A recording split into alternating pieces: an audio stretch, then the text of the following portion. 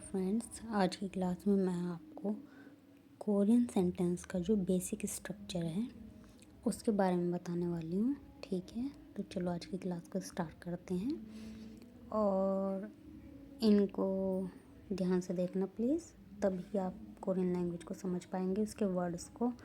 और जो मैं आज सब्जेक्ट पार्टिकल और ऑब्जेक्ट पार्टिकल बताने वाली हूँ उनको भी। तो चलो पहले बेसिक स्ट्रक्चर लिखते हैं सेंटेंस का। ठीक है, बेसिक स्ट्रक्चर आपको भी पता है इंग्लिश में क्या होता है, सब्जेक्ट, फिर हमारी वर्ब आएगी और फिर ऑब्जेक्ट आता है। ठीक है, तो पहले लिख लेते हैं in English, basic structure in English.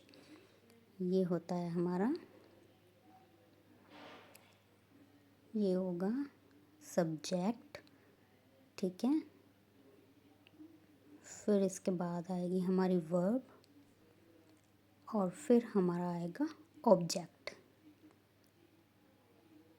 ठीक है, पर कोरियन में क्या होता है कि जो इसका कोरियन स्ट्रक्चर है वह ऐसा है कि पहले सब्जेक्ट आएगा, फिर ऑब्जेक्ट आएगा और फिर वर्ब आएगी, जैसे हमारे हिंदी सेंटेंसेस में होता है। ठीक है, तो चलो मैं आपको बताती हूँ। पहले सब्जेक्ट, फिर ऑब्जेक्ट और फिर अब आएगी वर्ब। ठीक, जैसे हिंदी सेंटेंस में होता है। चलो मैं वो भी लिख के दिखाती हूँ आपको इन हिंदी।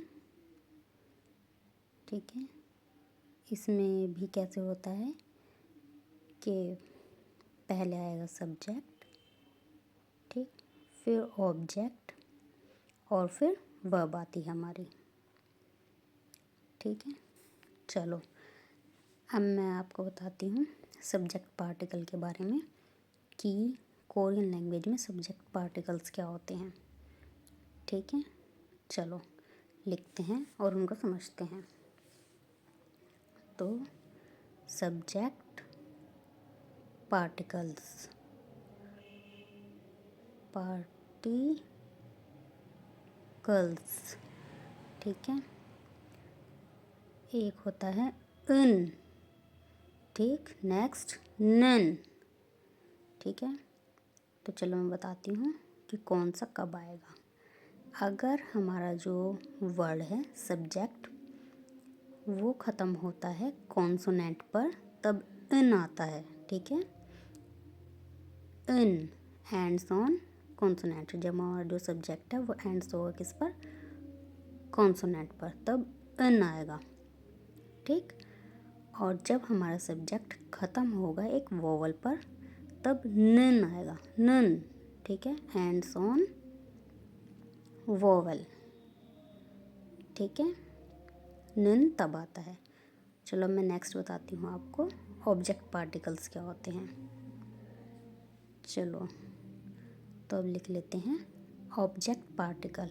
जैसे अभी हमने सब्जेक्ट पार्टिकल्स देखे, सेम उसी तरह ऑब्जेक्ट पार्टिकल्स भी होते हैं। ठीक है, अगर पश्चिम में होगा हमारे सब्जेक्ट ऑब्जेक्ट के तो तब अलग आता है, और अगर वोवल पे ख़त्म होगा तब अलग पार्टिकल आएगा।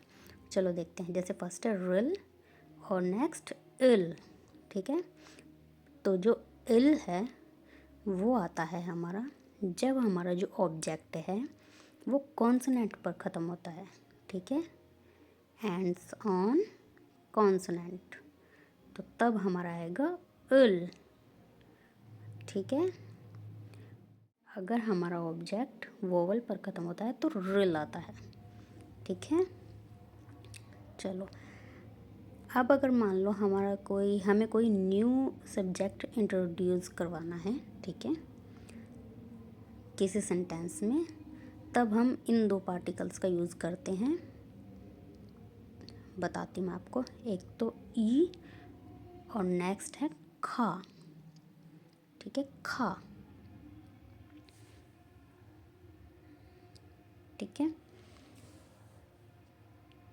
तो ई आएगा व्हेन द नाउन एंड्स